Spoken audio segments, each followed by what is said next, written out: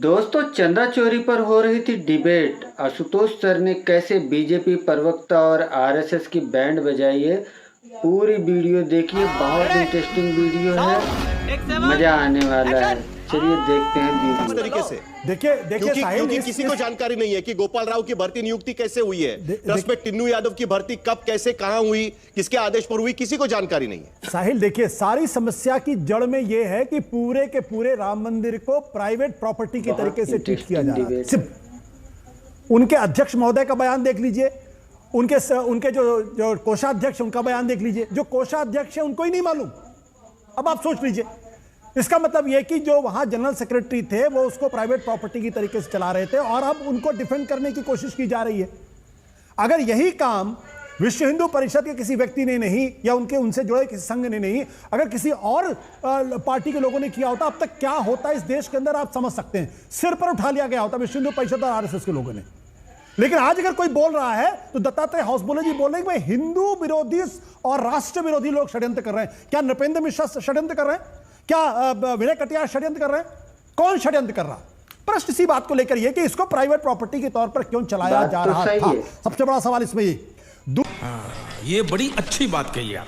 दूसरा जो महत्वपूर्ण सवाल यह है कि वहां सिर्फ चढ़ावा की चोरी नहीं हुई थी, वहां रिक्रूटमेंट में चोरी हो रही थी, वहां जमीनों की खरीद फरोख्त में चोरी हो रही थी, वहां पे और तमाम जो स्पेशल दर्शन थे उसमें घूस ली जा रही थी। क्या वो किसी बड़े व्यक्ति के बगैर सब हो रहा था? एक ड्राइवर को खुली एक्सेस थी कि वो जहां पे काउंटिंग हो रही थी वहां पे अंदर बाहर हो सकता। क्या ड्राइवर को इतनी एक्सेस होनी चाहिए थी? क्या उसके लिए चंपत राय जिम्मेदार नहीं है? लेकिन उनके खिलाफ कोई एफआईआर नहीं। बार बार ये कहा जा रहा है एसआईटी गठित कर दी गई। आप कानून को सिर के बल खड़ा कर देते हैं। 4 तारीख को जब चंपत राय को पता चला एफआईआर क्यों नहीं दर्ज कराया? 5 तारीख को जब उन्होंने बरामदगी करे तो एफआईआर क्यों नहीं दर्ज कराया? 20 दिन तक वहां पे एफआईआर दर्ज नहीं होती, जबकि चोरी का पहला कानून यह है कि जैसे ही कहीं चोरी होती है वहां फौरन एफआईआर दर्ज होनी चाहिए। यही तो बात है, बिल्कुल एफआईआर दर्ज होनी चाहिए और 20 दिन का वक्त दिया गया। यही तो बात है अमितोष, सारे साक्ष्य मिटाने के लिए से कोई ज्यादा उम्मीदें किसी को भी नहीं है, क्योंकि अभी तक यही नहीं पता है कि ये टिन्नू यादव मतलब ड्राइवर से लेकर बाकी सारे लोग, और अभी ट्रस्ट की मीटिंग चल रही है, गोपाल राव उनके बगल वाले कमरे में बैठे हुए हैं, किस हैसियत से बैठे हुए हैं किसी को नहीं पता है, क्यों बैठे हैं वहां पर। देखिए, अरे देवा, ये गड़बड़ है बाबा। आपको याद होगा कि जब ये मामला सामने आया, गोपाल राव वहां गए थे बेंगलोर, दत्तात्रेय हौसबोले साहब से उन्होंने मुलाकात की है। वो बहुत पावरफुल लोग, इसलिए मैं कह रहा हूं गोपाल राव बहुत मेरे से सवाल कर रहा है आशुतोष जी, आपके पास बहुत अंदरूनी बातें एसआईटी को दीजिएगा, यहां बैठ के मीडिया के अंदर एलिगेशंस मत वो अयोध्या ना छोड़े, वो अयोध्या छोड़ के बेंगलोर जाते हैं, दत्तात्रेय हौसबोले साहब से मुलाकात करते हैं। कौन उनके खिलाफ कार्रवाई करेगा? साहिल एक बार जवाब दे दो आशुतोष। इसी बात को लेकर सवाल है आशुतोष, जवाब उसके बाद अतुल लोंढे पाटिल जी।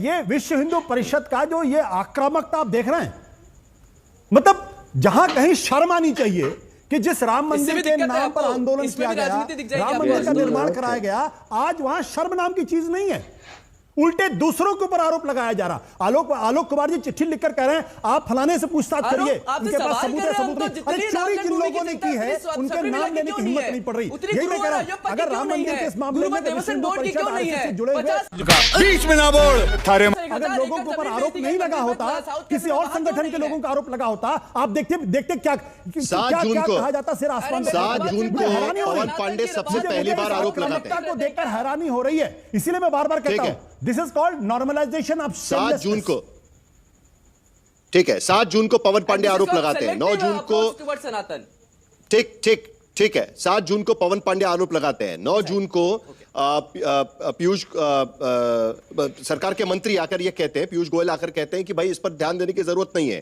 13 जून को एसआईटी गठित की जाती है, 23 जून को रिपोर्ट आती है, 25 जून को एफआईआर दर्ज होता है और उसी दिन 8 लोगों की गिरफ्तारी होती है और उसके बाद 15 जुलाई तक एसआईटी को अपना रिपोर्ट सबमिट करने के लिए वक्त दिया जाता है। अतुल लोंढे पाटिल, जिस तरीके से यह ट्रस्ट चल रहा है आरटीआई के दायरे से बाहर, अभी कहा उन्होंने कि क्यों आरटीआई के ट्रस्ट के बाहर है, आरटीआई के दायरे से बाहर है, क्या इसीलिए आपके कर्नाटक में आप लोग कह रहे हैं कि आरएसएस को रजिस्टर कर लेना चाहिए? ये जो आप अभी नया शुरू कर रही है कांग्रेस पार्टी, इसके पीछे क्या नया राजनीति है? ये नया नहीं, आप कहाँ थे ज्ञानी बाबा? ये नया नहीं है। ये 1949 से जब सरदार वल्लभ भाई पटेल ने सबसे पहले उनको कहा था, लिख के दिया था, सांस्कृतिक संगठन है ये, लिख कर दिया था, बैन लगाया था सरदार वल्लभ भाई पटेल जी ने, तब से ये बात है, आज की बात नहीं है। बात यह है अगर चोरी को और चोर को बचाने की कोशिश करेगा वो भी उसमें उतना ही शामिल होगा और वो भी चोर कहलाएगा। अब ये हैप्पी चोर ऑफेंडर है, विश्व हिंदू परिषद निर्मोही अखाड़ा ने 1400 करोड़ कार सेवकों का पैसा बीजेपी खा गई, ये आरोप उन्होंने किया था। ये तो कोई स्टूडियो सनातनी उन्होंने नहीं किया था। 1,200 करोड़ की 1200 रत्न जड़ित शिलाएं जो है वो चोरी हुई 2012 में, ये आरोप इन्होंने किया था, हमने तो नहीं किया था। जमीन जो है उसमें इनको तब सनातनी नहीं दिखता है। अंसारी और पाठक दो मिलके आधे घंटे में 2 करोड़ की जमीन 18 करोड़ 30 लाख में ट्रस्ट को बेच देते हैं, तब इनको वो चोरी दिखती नहीं है। अब मुझे बताइए केदारनाथ मंदिर में चोरी, वहां कहते कि नहीं लोगों ने दिया था वो पीतल है सोना नहीं है, वहां के साधु संत कह रहे कि सोने की चोरी हो गई। अभी बद्रीनाथ का भी किस्सा सामने आ रहा, दूसरा किस्सा महाकुंभ का भी आ रहा। नासिक के महाकुंभ में साहिल आपको तो पता है अपना ये मंत्रालय में ओएसडी जो है वो देखते हुए पकड़ा गया। पाशु अभी तो बीच में बोला नहीं था, मैं आपको बाद में जो बोलना है बोलिए, इधर उधर की बात न कर। तेरा तो गेम बजाना पड़ेगा। बता पाया आप सीपीएम के लोग आ रहे पकड़ में, बीच में मत बोलो, मैं बीच में बोला नहीं, मैं बीच में बोला नहीं। ये चोर को बचाने की चोर की कोशिश है, चोर बचाए शोर है ये आप जो कर रहे हैं चोर बचाए शोर है। सनातनी लोग आपको सुना चाहते हैं सबरीमाला पे पूरे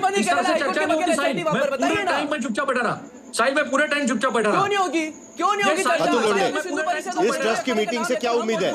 ट्रस्ट की मीटिंग से क्या उम्मीद है आपको? एक मिनट, अतुल लोंढे पाटिल स्पेसिफिक बताइएगा, ट्रस्ट की मीटिंग से क्या उम्मीद है आपको? मुझे बताओ, जो मध्य प्रदेश का सीएम है पूरे परिवार के साथ भोलेनाथ की जमीन चोरी करता है, उससे कोई उम्मीद है? क्या क्या क्या हो रहा है उसके इंक्वायरी का? सबके सब चोर बैठे हैं और कहते हैं कि हम राम भक्त हैं, राम भक्त क्या प्रभु रामचंद्र ऐसे को विशाल मिश्रा, प्रभु रामचंद्र कभी ऐसे लोगों को मंदिर के भीतर क्या चोरी हुई, सभी लोगों ने हाथ खड़ा करना शुरू कर दिया। आप कुछ भी बोलो, ये नहीं सुनने वाला। क्या? एक मिनट साहिल, ठीक है, एक मिनट अतुल लोंढे, जरा ट्रस्ट का संविधान देखिएगा, ट्रस्ट का संविधान देखिएगा, बायलॉज देख लीजिएगा। 5 सेकंड अतुल लोंढे, एक बात अपनी खत्म करिए, 10 सेकंड। देखिए क्या है, आज अटल बिहारी वाजपेयी जी का मैं एक स्टेटमेंट देख रहा था, बोले तो मैं सुना भी देता हूं। कहते हैं कि कुत्ता अगर भूखे नहीं चोरी पे, तो वो कुत्ता जो है वो चोरी में शामिल है। बस यही बात हो रही है, यही बात हो रही है कि चोरी में सब शामिल है और ये सब एक दूसरे को बचाने की कोशिश कर रहे हैं। और वो प्रभु रामचंद्र के ऐसे लोग कभी भक्त नहीं हो सकते। विशाल मिश्रा, ट्रस्ट के इस सज्जन को क्या तकलीफ है भाई? विजय राठी हमारे साथ में है। विजय राठी, आपने सुना देवकीनंदन ठाकुर भी यहाँ पर क्या कह रहे थे, आमितोष पारिक को भी आपने सुना, लेकिन सबसे बड़ी बात आज की स्थिति में यह है कि नृत्य गोपाल दास चिट्ठी लिखते हैं, अध्यक्ष है इस ट्रस्ट के, और आखिर में वो कहते हैं कि राजनीति नहीं होनी चाहिए। बाकी सब तो ठीक है, लेकिन राजनीति नहीं होनी चाहिए। मगर क्यों? देखिए साहिल जी, ऐसा है, अब आप तय करना कि कौन राजनीति कौन कर रहा है इस पे। सबसे पहले तो मैं बता दूं, जब से मामला चला है, धन्यवाद दूंगा मीडिया का कि जो जोर शोर से उन्होंने उठाया, लेकिन जैसे अमितोष पारिक है और हैं आजकल ये जितने भी प्रवक्ता बैठे हैं तो बोलने ही नहीं देते हमको। मैं इनसे प्रार्थना करूंगा और मुझे उम्मीद है कि ये भी मुझे सुने। देखिए, अगर पैसा चोरी हो रहा है और उसको बाहर अगर समाजवादी पार्टी ने भंडा फोड़ कर दिया तो उसको चोरी बोलते हैं। अगर जो 100 करोड़ हिंदू हैं उनकी आस्थाओं के साथ मंदिर की छत के नीचे रोज ये लोग उनकी आस्थाओं के साथ बलात्कार करके छोड़ दिया तो उसको राजनीति बोलते हैं। अगर राष्ट्रीय अध्यक्ष जी ट्वीट ना करते शायद ये चीज बाहर भी नहीं आती। देखिए, इंतजाम इन्होंने बहुत तगड़ा किया था। ट्रस्ट आरटीआई के दायरे में नहीं, सुप्रीम कोर्ट के कहने पे ट्रस्ट बना, सरकार इनकी केंद्र में और राज्य में सब कुछ इनका, तो इनको ये घमंड हुआ, इनको ये गुमान हुआ कि हमारी कोई जांच नहीं कर सकता और चीज निकल के भी नहीं आएगी, और कोई जानकारी मांगेगा तो जानकारी से भी नहीं, हम लोग जानकारी नहीं देंगे।